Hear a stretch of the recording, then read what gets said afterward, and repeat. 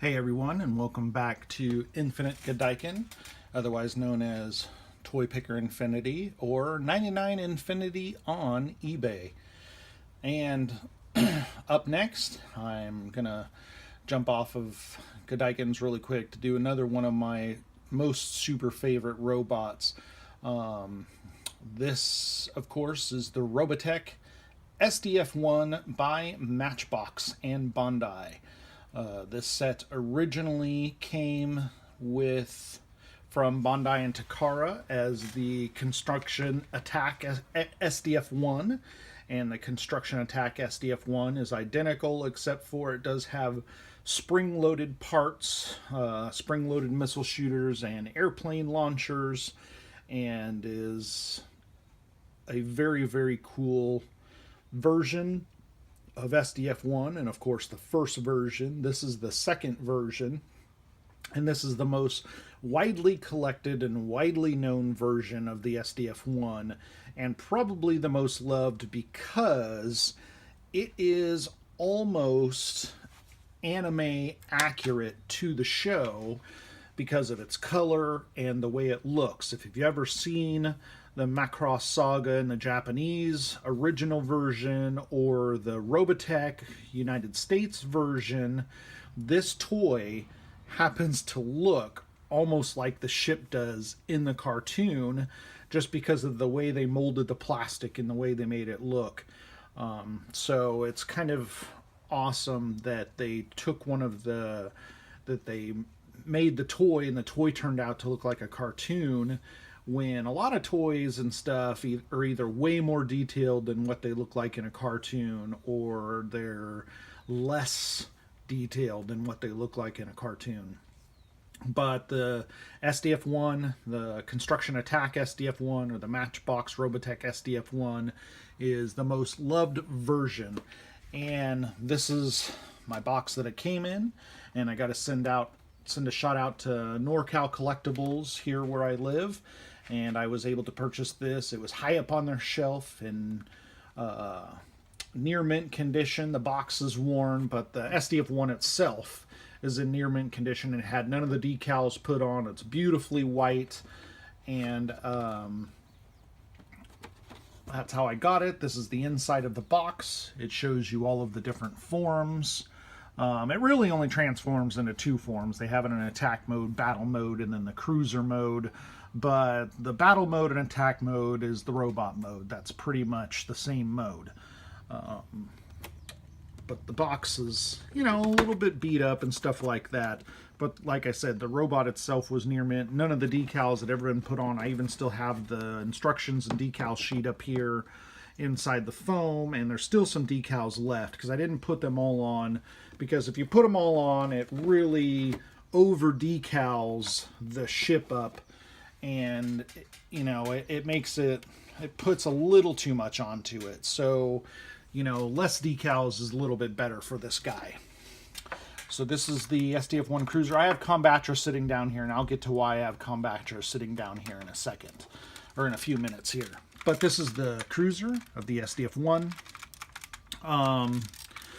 It has a lot of detail and gun turrets and that kind of stuff, but none of the gun turrets on here turn. It would be really cool for Bandai to come out with a space battleship Yamato version of this, where it actually has sound effects, the turrets turn and all that kind of stuff, on top of being able to transform them, maybe more die-cast. Most of this ship is plastic. There are die-cast pieces like the joints holding it together and that kind of stuff, but most of it's plastic, but it's heavy, heavy-duty plastic. These things were made to last forever. The only real major issues with these that you'll see is yellowing. The plastic can yellow if it's left out to the sun. Luckily, I keep mine out of the sun and keep it dark, so it's stayed relatively white, but it'll fade over time no matter what. And then the other issues with it is these antennas right here get broken off really, really easy. Those are the most delicate parts to the ship, are these little rubber antennas. But other than that, this thing is pretty heavy duty, made to play with. So this is the cruiser mode, and if you know anything about the show, this ship is gigantic. I mean, we're talking gigantic. Inside this leg right here is a city that in the show, all of the residents of Macross Island, when the ship warps away, when the Zentradi, who's the enemy in the show, attack, the ship warps away and takes all the people with it, and all the people end up building a city inside of this leg in front of the engine room here, probably right in this area. And they build a city like the size of San Francisco inside. So if you could think of the size of San Francisco or Miami, or at least Long Island in New York, that's probably the scale of the city that sits inside of the leg. So if you could think about that, that means this battle cruiser is massive. I mean, this is an aircraft carrier, and actually a very large aircraft carrier, and this aircraft carrier still dwarfed by just the leg, or just the side, the jet, of the battle cruiser. And on the other side is a massive submarine kind of like ship, and this is also massive, again dwarfed by just the thruster.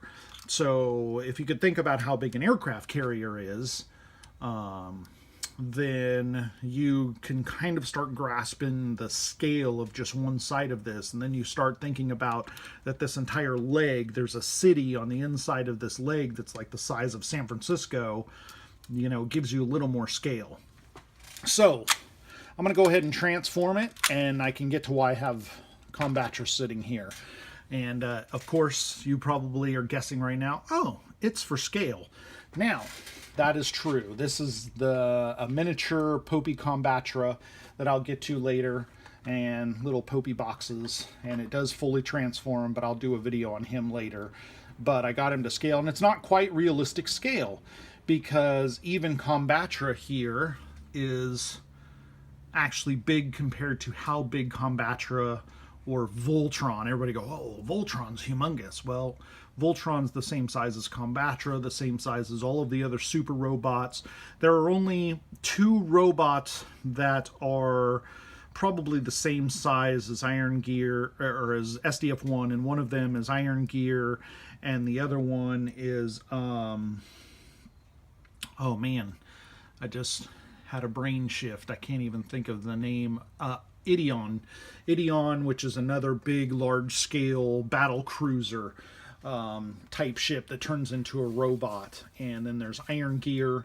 Iron Gear is a battle cruiser that turns into a robot, and then SDF-1. So big, big, big. So let's go ahead and transform them. Now, first thing you want to do is pull the legs out.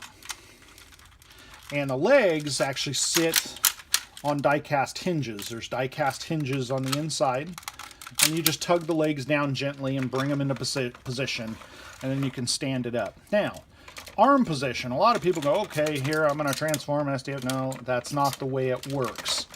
SDF-1, you have to rotate the arms up, rotate them around.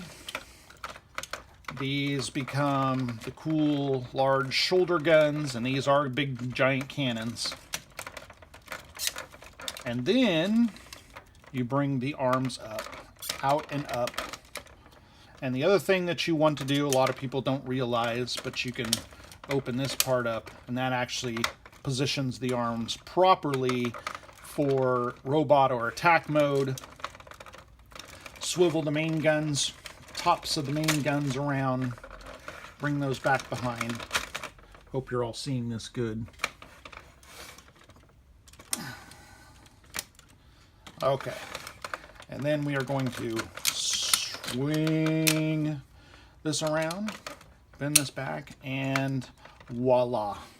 You have SDF-1 in its robot mode, in attack mode, in all of its badassery.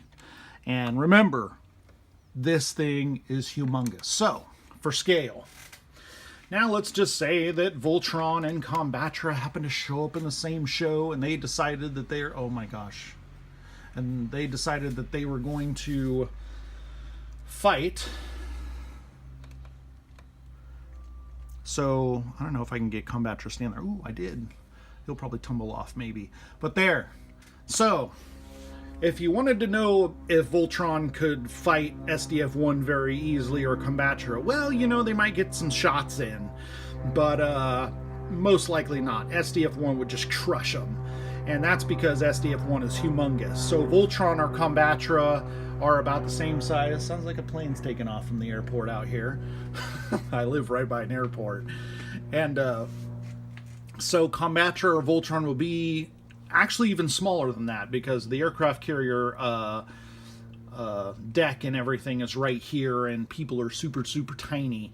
So Combattra would probably be, you know, I mean, realistically, Voltron or Combattra would probably only be about that tall, where the top, where their heads would be at the bottom of my finger right there, and that would be about the height of Voltron or Combattra or Voltes 5 or any of the other big super robots to SDF-1. So they would have a real problem tangling with SDF-1. Why? SDF-1 has a multitude of guns. It has the Veritech fighters, which all the Veritech fighters then transform into robots, and each of those robots is probably the size of one of the lions on Voltron. So one of the whole lions on Voltron is the size of one of the Veritechs in robot mode. So the Veritechs could easily take out one of these super robots. I mean, you just have 10 of the Veritech fighters transform into robot mode, and they can go to town on one of these and just kick the crap out of it. But SDF-1 itself, you know, we all know from the show, SDF-1 can punch right through ships with its humongous arms. I mean, one punch from its arm and Combattra would be dust. It would just take Combattra apart. The other thing SDF-1 has, which is its most famous asset, which is the same as Space Battleship Yamato, is this: the main guns. And the main guns, as we all know, are super powerful. I mean, they can destroy an entire planet. They can destroy an entire fleet. So if you can imagine good old SDF-1 over here and Combattra flying towards SDF-1, oh, I'm gonna get you. SDF-1 fires off the main cannons. Dude, we're talking total annihilation of Combattra. Just total. Combattra will be gone. You know, Voltron will be gone. It would just be, there we go, nothing but parts. That's all that would be left. You know, not even that. I mean, SDF-1's main guns would just neutralize and melt it down, and that would be it, dead. So, SDF-1, one of the most badass robots ever created, along, you know, a giant, I mean, how could you not want a giant battle cruiser that turns into a giant robot with humongous guns that can just wipe out everything in one shot? That's SDF-1, folks. SDF-1 is one of my favorites, and I'm glad I got to shoot a video on it. So if you have any questions or comments, leave them in the box below, and I will talk to you soon, and thank you, everybody. Oh, and happy late 4th of July. All right, bye.